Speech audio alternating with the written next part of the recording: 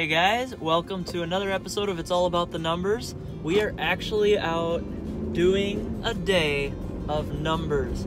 We're out doing power trails. We set out with a goal to get, the first goal was 500 caches in a day.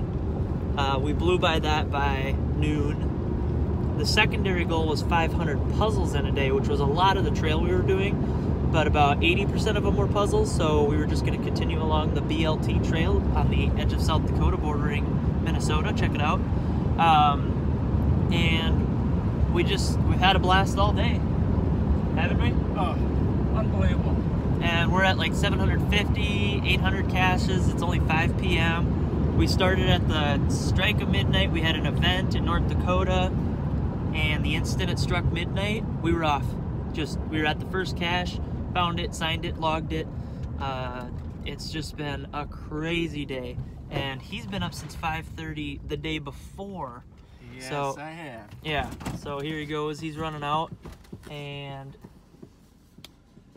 this is a power trail where they actually encourage, since all the containers are the same and the hides are the same, you drop, or all the containers used to be the same, you drop one off and then you grab the one that's there and stamp it. And I'm going to try doing it while I'm filming. There we go. Got it. So I take the log out, set it here. We got our stamper. Add it to the log. And he goes out, grabs a cache, goes, drops it off, and we switch depending on which side of the vehicle it's on. So really fast, really efficient. Yes, your numbers go up like crazy.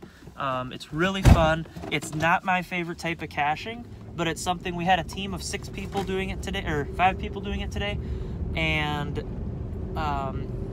it's my first time doing like a full day power caching, as many as you can get, and it's just been awesome. Is it on this side? Yeah. Okay, I'm gonna make the run. Right. Here, is it on this reflector? Yeah. Let's see. Reflector. Oh, there you go. Okay, so we're off. And we've just had so much fun today. We blew all our goals out of the water by the early morning, and so we kept adding others like multis and earth caches and all these other things that we could do, and we've gotten them, and now we're looking like we're going to finish with over 800 caches, maybe even more. Who knows? We're going to finish the trail we're on and kind of see what it looks like on the way we whittle ourselves home. Yeah, so power caching, it takes a lot of planning. You have to know, I mean, you basically have to have 20-30% more caches than you intended to get that day. You have to be prepared with a lot of containers and logs and stuff, because you're basically going to be doing a lot of maintenance for owners, because a lot of these are power trails, which are just easy hides, 1.5s, or 2.5 as this trail is, or less. Here he is out here finding like the 3rd or 4th cache in this very short episode. And so yeah, we've actually been averaging throughout the entire day. They're really spread out right now, and we're still getting 1 a minute almost, but we for the entire day with breaks and everything, if you average it out, we're at about 45 per hour. And this isn't even a power trail where it's every 1/10 of a mile. This is one where you're driving like crazy back and forth. I mean, they're probably about a 1/4 mile, so it's not that much farther than a 1/10, but this definitely isn't your typical 1/10 of a mile power trail. No, definitely. And it's not a straight line. Like, we're zigzagging, turning, everything. The only time I would ever do something like this again is possibly actually this fall, maybe with Memphis Mafia. But for sure, just sometime in my lifetime, do a weekend out at the ET Trail in Nevada, where they have thousands and thousands of caches, and people will go out there and they'll do about 1,000 a day, which I always thought was ridiculous until today. Like, we could actually do that. Oh, jeez, yeah. We're not necessarily going to do it today. We're gonna. It's. Neither of us slept. Like, we're going on we're going to like 24 hours of geocaching here on a night where the night before we didn't actually sleep leading into it, and he was up 5:30 the day before. I was only up at 7. And it's about 5:30 in the afternoon today, so 18 hours. Yep, he's at 18 hours right now, and we're still going, and it is crazy. Yeah. It is a rush. It is a thrill. It's different than anything I've ever felt geocaching, but it's crazy because I have like over 1/10 of my entire finds are today. Oh, there he goes. Let's watch him. Oh, getting his good side. Oh, by the way, sorry guys, this is BAWags 75. BAWags, actually. So Brett Wagner, so his name is BAWags, his initial. And so we're how rude of me, I never even introduced him. He's a local Sioux Falls cacher, relatively new to caching.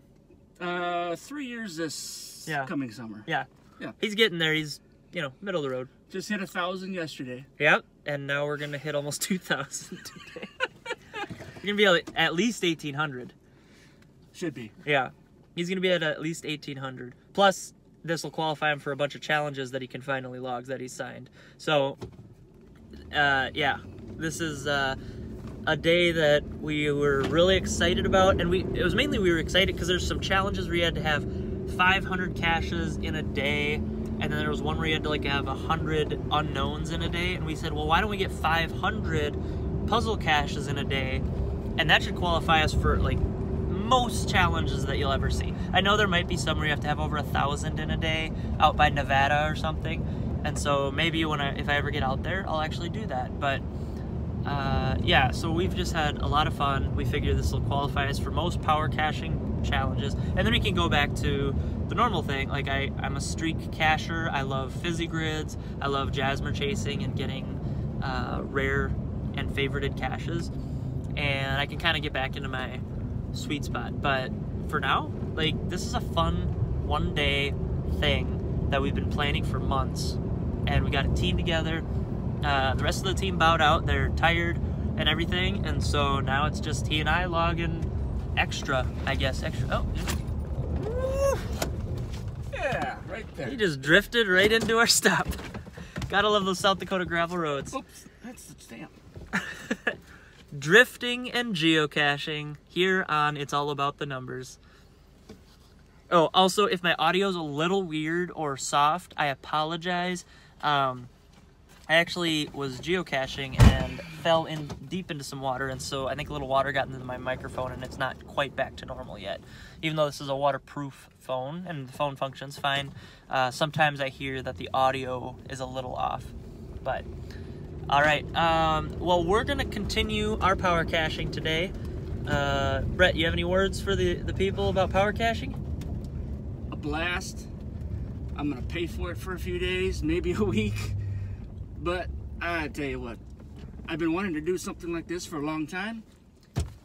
I got the call. I was like, I'm in. Count me in. Yep. Yeah, blast. I'm gonna go get this one. Whew. This one looks like it needs maintenance. We actually know the CO, and they explained a lot of maintenance things. So yeah, what do you think about that? What do you think about doing power trail maintenance for people? It's obviously something that a ton of people do when they do power trails, is they treat it like a maintenance run. That said, the CO did provide all the containers, the logs, and drop them off specifically for us while we were doing the run. So we really appreciated that. We don't have a problem with it, but what are your thoughts on it? Anyway, guys, as always, I might do a little bit of an intro, outro for this video, but make sure you hit that subscribe button, ding that bell, comment below any thoughts you have. I'd love to hear your stories of power caching, and as always, we'll see you at the next cache. See you at the next cache. Later, guys. All right, I'm enjoying a nice, relaxing evening outside here. Thanks for tuning into this episode. I want to know what is your opinion on power caching and the power trails that we did. Like I said, it's not really my type of caching, and I know some people have strong opinions. On the one hand, I thought for the show and just for my own curiosity, I'd like to do one of those days, see what all goes into it, see what it's like. And honestly, I have to say, I went in skeptical. I actually really enjoyed myself. Feel comfortable because it's what power trails are designed to be run like. It's what they're designed to be. It's what the CO has given permission on, with pick up one, stamp it in the card, drop it off at the next location when you find the other cache. And yeah, I'd just like to know what you think. So put it in the comments, let me know, share it with your friends, see what they think, share it with any Facebook groups you're a part of, let them know what they think. Otherwise, if you're thinking of doing it, just make sure you plan. Figure out everything that you can get, not just in the trail you want. If there's anything nearby, add it to your list. Figure out a team to go. It's obviously way more fun with other people. It's an opportunity to just get like a long-form conversation with them throughout the whole day. You accomplish something together. I know the 5 people that went here in town, it brought us a lot closer together as cachers, and we're even discussing doing future runs, not power trail, but like drive around the entire state in one weekend and get all the counties that we don't have. Things like that. So what do you think of caching in big groups like that? Do you enjoy it, or are you more of the individual cacher? Again, let me know in the comments. Make sure you like this video, subscribe, comment your thoughts like I've asked for, and other than that, oh, also ding that bell so you get notifications whenever I post videos. Since I don't post like on a given day at a given time, I post whenever I can. You know, ding that bell, you'll get a notification every time I post a new video. I love hearing from you all. I look forward to meeting a bunch of you at Geo Woodstock in Cincinnati, and let me know if you're going to that too. Reach out, let me know what your schedule is. Let's see if we can link up, meet up, maybe do a few caches together. I love meeting anyone that watches this or Geocache Talk, any of you. I look forward to meeting you, and thanks for taking the time out of your day to watch this. And as always, we'll see you at the next cache.